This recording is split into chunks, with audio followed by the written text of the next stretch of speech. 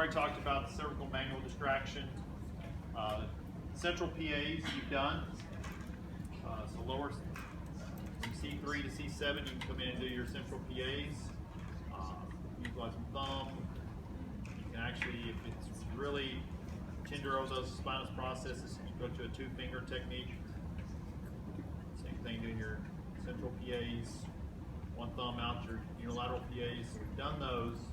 So typically 3 to 4 or 5 sets of 30 seconds or 3 sets of a minute. There's a lot of variations. There's no, really set way of doing it. That's the problem with a lot of our manual therapy is language and variations in sets, reps.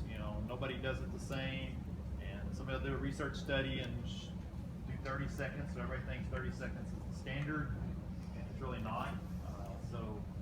But typically between 30 seconds and a minute. Typically you use 30 seconds, that's about as long as my attention span is. So that's probably my problem that I have.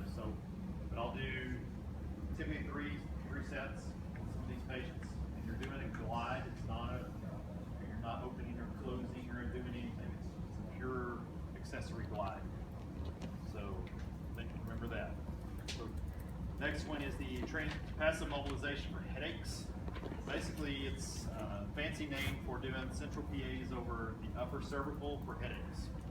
So, I'll position your head just a little bit, tuck there, just so I can get to the upper cervical. So, find your C2. That's probably the best one to find. Typically, it's a unilateral PA over C2 because it's pure rotation. And so you're going to do PAs over that. This one I do a lot more, a little bit more pressure. So I'll hold it for 30 seconds, sometimes 15, 30 seconds if it feels good. Some people cannot tolerate that. So you might have to do some oscillations. So working on rotation. Then C1. Because how many of you can get to C1? Nobody. Everybody ought to be able to get to C1, right? Work long enough and dig deep enough, you might get there.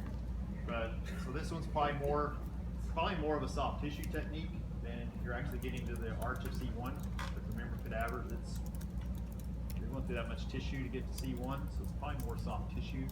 But it's really effective technique for getting to those suboccipital muscles. That's probably what you're treating. Which side are you on? I'm on the right side right now. So she's turned to the right side. So people with headaches, sometimes those suboccipital distractions, it's probably a little easier to do for me than to do the PAs over, trying to do PAs over C1. So I typically utilize that one a lot more. It's more comfortable for me. I just sit there and let the gravity work their head down over my fingers. Just let it sit there. It usually feels pretty good. You can actually have a little distraction as they start to loosen up, a little more work on it. Suboccipital muscles. So those are really, it's working on CO, C1, C1, C2 joints. Really good for those cervigenic headaches. Migraine is not so good. Dizziness doesn't always work.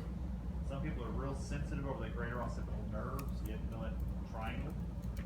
The greater occipital nerve comes out, stay off a bit. They start getting a little sparkly feeling in the back of the head. On the greater occipital nerve. Watch those things. So, typically on those thumbs.